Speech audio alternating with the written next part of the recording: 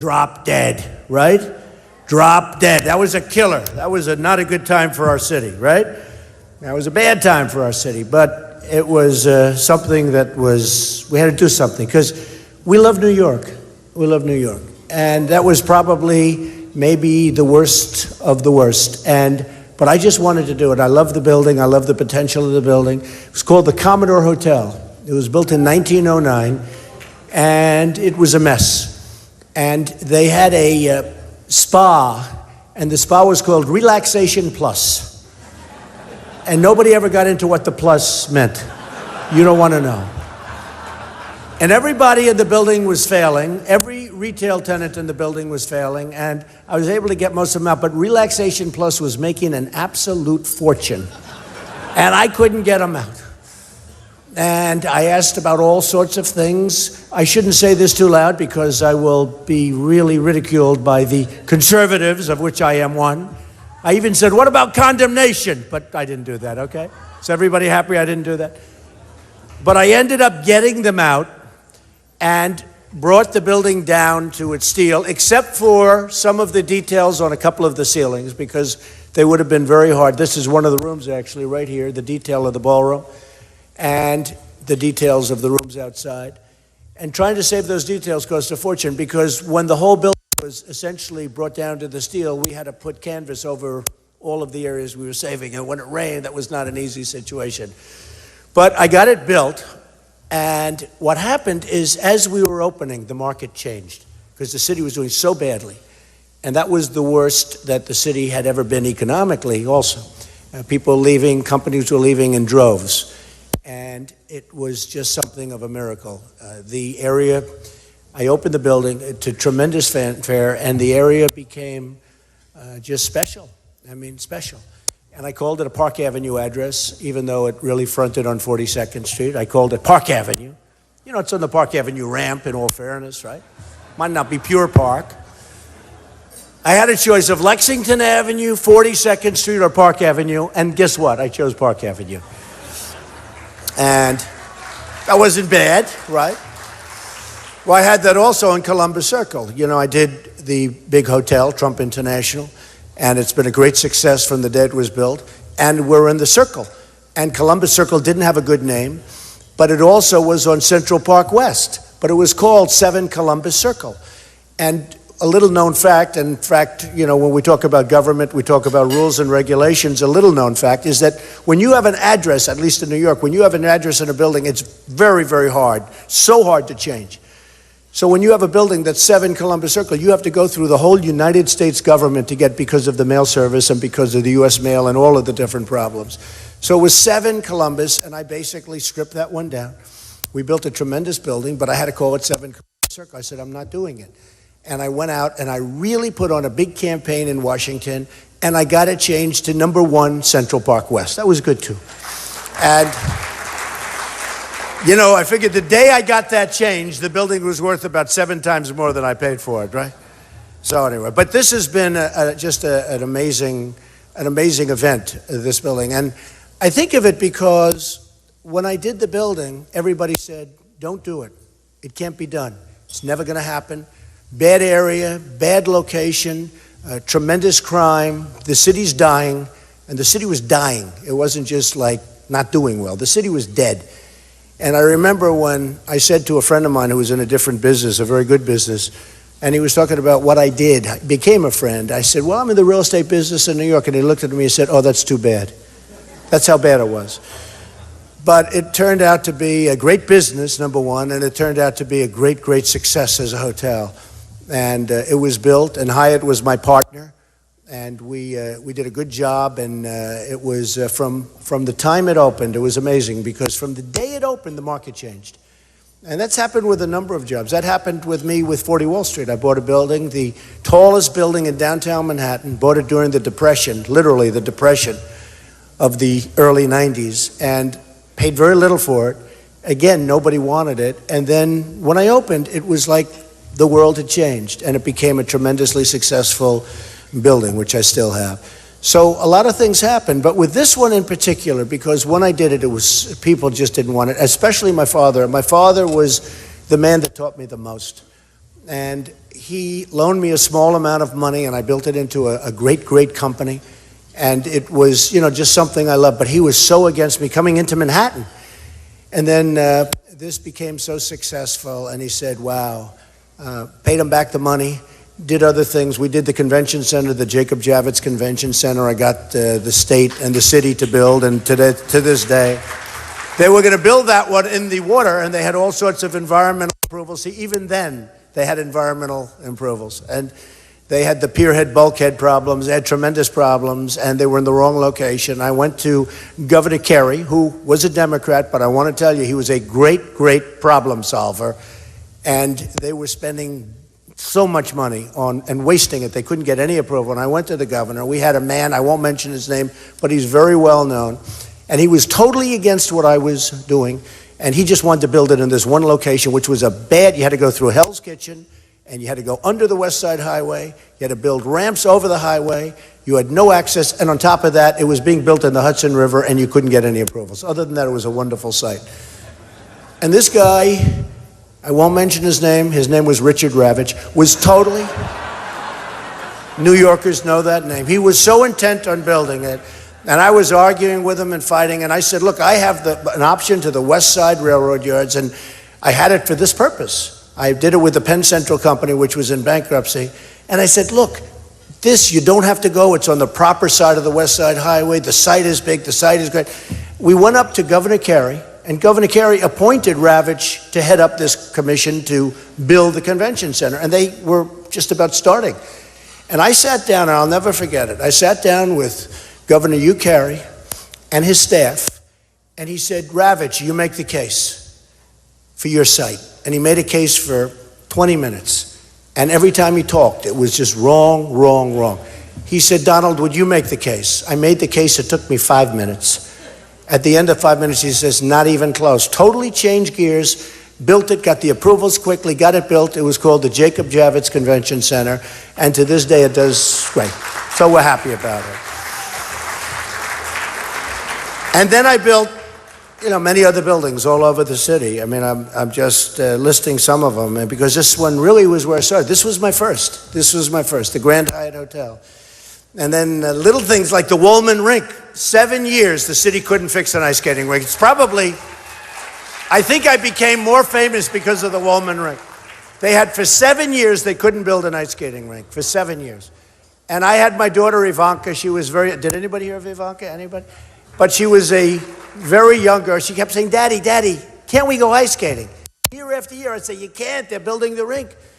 And finally I went down, I looked, and I saw 400 men. In those cases, it was all men, I have to say. Today you have men and women as your construction people, which is great. But it was all men. They had 400 men sitting in the rink, not working. And I came back a half hour later, they still weren't working. They were taking lunch breaks many, many times a day. That nobody was working. And they went out and they got from Miami Beach an expert on ice. But they meant refrigerators, not to make ice. And I'll never forget, sort of an interesting story. I hope it's interesting, but I got to tell it anyway, because who the hell wants to talk about politics all the time, right? This politics gets a little boring. But what happened is I went to the mayor. I said, listen, Mr. Mayor, Ed Koch. I said, it's 7 years now. It's going to be 8, 9, 10. They have no idea. They use a thing called Freon, and that's a gas that goes through copper piping, copper tubing. They had 6 miles of copper. It had 4 inches apart, and it was laid this massive rink. It's almost 90,000 square feet. That's like big, big office floors times 3. Big spots. You see it. I run it. I've run it for many, many years. It's been such a tremendous place. But they had the Freon, and it was laid 4 inches, miles of it. And every time they put this beautiful copper down, every single time, the next night, people would steal it. So they kept putting it down, kept getting sold. Putting it down, kept getting sold. Then they put the police force around, and it was fine. Until the police force decided to go to lunch, it was all stolen. So they were losing millions of dollars. They were actually in for $22 million, and they had nothing. And I went to see Ed Koch, and he said, I'm not going to let you do it. And then I went to see some of the newspapers. I went to the editorial boards. I said, the mayor won't let us do it. I can fix this thing. I'll do it in 6 months to a year. And you're going to be years and years, and they don't know what they're doing, and they're spending a fortune. And I'll never forget, I went to 2 editorial boards, New York Times, and the other one I won't say, because I don't like the paper. But I do like the New York Post. I do like the New York Post. And they did editorials that you have to let them do it, you have to let them do it.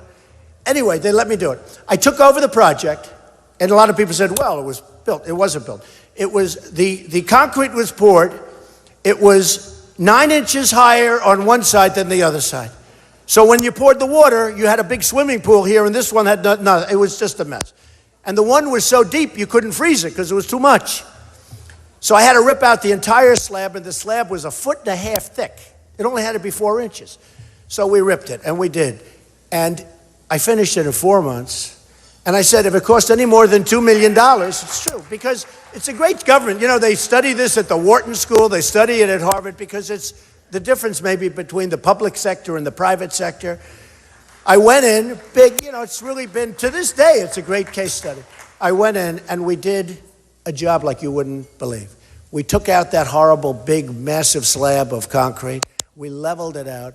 But most importantly, I said to the people, what's with this Freon? I hear they're losing millions of dollars of copper tubing all the time. What is it? And I said, who are the people? And they said, well, it's an air conditioning firm from Miami. I said, from Miami? I don't want ice from Miami. So I called up a friend of mine who was a part owner of the Montreal Canadiens. Now we're talking, right? Ice. I said, would you do me a favor? Do you have anybody that knows how to make ice for an ice skating rink? He said, I have the greatest guy in the world. I said, could I talk to him, please? And he came to New York, and he saw me. He said, this is crazy. He said, Mr. Trump, they're going to have 5 miles of this piping. If there's a little pinhole, because it's gas, Freon gas, if there's a little pinhole in 5 miles, it's dead. He said, you don't want that. You want rubber hose, and you want water, and in the water you put salt so it doesn't freeze. I said, boy, that sounds good. And I went out, and we bought it for just a tiny amount of money. And it was rubber hose every 4 inches, but it's rubber hose. We got the equipment. It's called brine. They call it brine. And we did the rubber hose. Nobody stole the rubber hose. Nobody wanted it. We didn't need security. Nobody stole the rubber hose. And we opened it up, and it was the most amazing thing. We put the rubber hose down. We tested it. There wasn't a leak in the whole thing. 6.2 miles of rubber hose. Can you believe it? That's a lot. Wasn't a leak. Now what happened is we put the concrete over. We had concrete to Harlem. Now, all of my construction friends in that corner, in fact, they all have the worst seats. I don't know why. Construction guys usually have the best seats.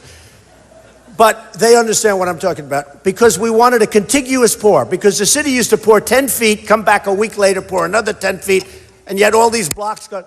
You want a contiguous pour. We had, all the way back to Harlem, we had trucks. And the most amazing thing, and they poured. It took 2 days to pour the slab. We actually made it 6 inches, because that's better. And we turned on, and we put 2 inches of water on top of this slab, and they made lasers. It was such a perfect slab. To this day, it's perfect. They then put the water on top. I said, try it, because this thing hadn't had ice in 9 years. I said, try it. And in 2 hours, we had the most beautiful ice, just like the Montreal Canadiens. And we had our room.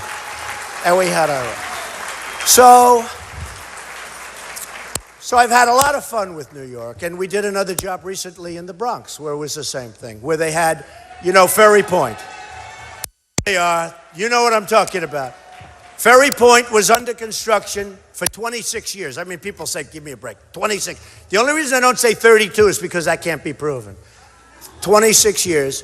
It ended up costing hundreds of millions of dollars. Nobody knows what the price is. And Michael Bloomberg said, could you do me a favor? Could you look at this? It's a disaster. It's been under construction for so many, and he was embarrassed. And it's a very big golf project designed by Jack Nicklaus, and, many, many iterations. But I got it built in 1 year, and it's open today and greatly successful. So, for peanuts, when I say open, am I right? That's the woman right there. She's probably on the, am I right? Thank you, darling. I appreciate it. Very nice. I don't know who the hell she is. I know she's not a protester. She's on my side. And she's certainly not a paid, I'll tell you what, You take a look outside. These are paid protesters, folks. They've got the most beautiful signs made from a factory. They're all printed out. They're handed. It said, if you want any information on the sign, please call this number. What kind of crap? If they're real protesters, we want those signs made in the basement. Anyway, so then we've done many jobs since then, and it's just a great city. It's a vibrant city, an amazing city. We have to be careful. Our mayor has to be careful because he can blow it very quickly if he keeps going the way he's going. Not doing good. We better be careful, Mr. Mayor. But we have a city that outlasts the mayors. It outlasts everybody. It's going to outlast us. It's one of the great, great cities of the world, and it's called New York.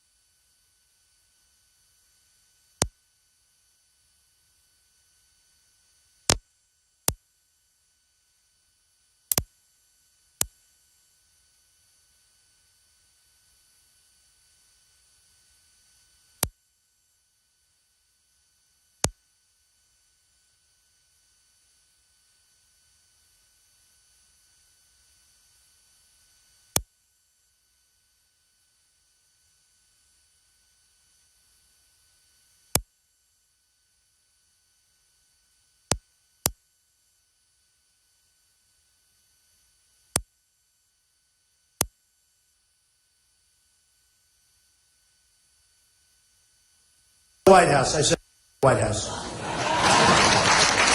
I want to just talk just for a second about New York values because it's become a big thing.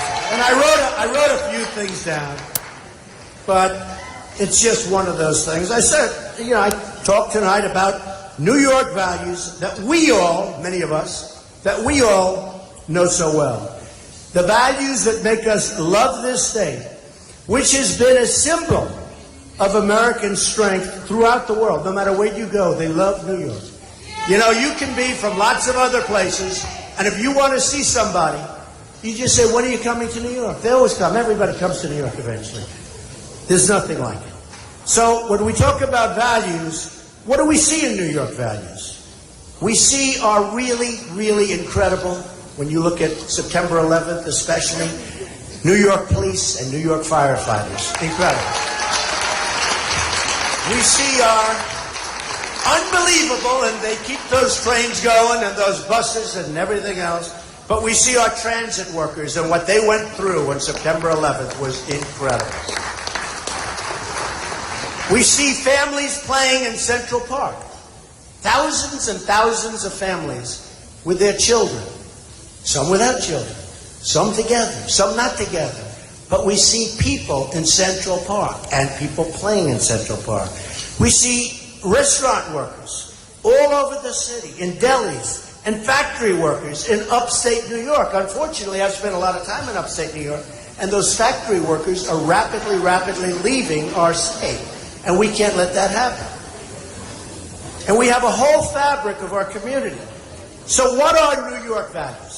Because, people are disputing. I'm not disputing, and the New Yorkers aren't disputing. And most people that know New York and have watched what we've done, when you look at what happened with September 11th, The job that this city has done and the people of this city have done is beyond what anyone's ever seen. And you say, what are New York values? Number one, honesty and straight talking. Honesty, you better believe it. It's a work ethic. Hard-working people. It's about family. New York, believe it, is about family. So important. It's the energy to get things done. Big energy. If Jeb Bush came here, I'm telling you, he'd have much more energy than he has right now. Tell him, he should move to New York, right? We're builders. We make things happen. It's so important. We make things happen. And it's courage and community service, because there's tremendous community service. New York values were on display for all to see in the aftermath of 9/11, a strike at the heart of our city and our nation. In our darkest moments, as a city, we showed the world the very, very best in terms of bravery and heart and soul that we have in America.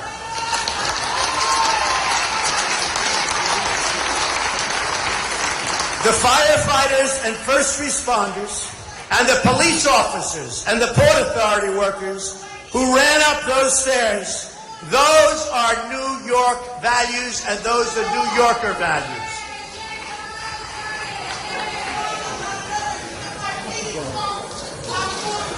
I'm not sure, is she serious or what? Father Michael Judge, chaplain to the New York City Fire Department, who you know died, and an amazing guy who I knew a little bit, who a lot of people knew very well, who Rudy Giuliani really knew very well. But you look at Father Judge, and I'll tell you what, that was some guy, and he ran up there to pray, and he knew what was going to happen, and he died. And he died praying and taking care of people, and he was an amazing guy. The people in the towers who helped rescue each other, those are those of New York values. The restaurants and local businesses who kept their shops open to help everybody during this incredible time, those are New York values. Everyone who helped clear the rubble and the rescue, the injured, those are New York values. Every small act of kindness, every great act of courage, of which there were so many. There's never been anything like this. This was the greatest attack and the worst and most horrific attack in the history of our country. Far greater than Pearl Harbor, because the attack was on civilians. It wasn't on the military. It was on civilians. But those are New York values. And these are the values that we need to make America great again. We need these values to bring America together again and to heal America's wounds again. So I just want to tell you that I am so proud to be with you tonight. I am so proud to be discussing all sorts of topics, but most importantly, New York values.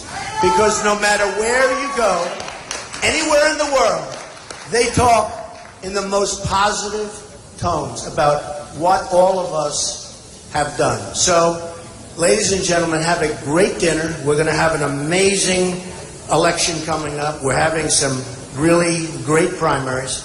It's been a lot of fun for me. You know, it wasn't supposed to be this way. A lot of people said, well, what do you know?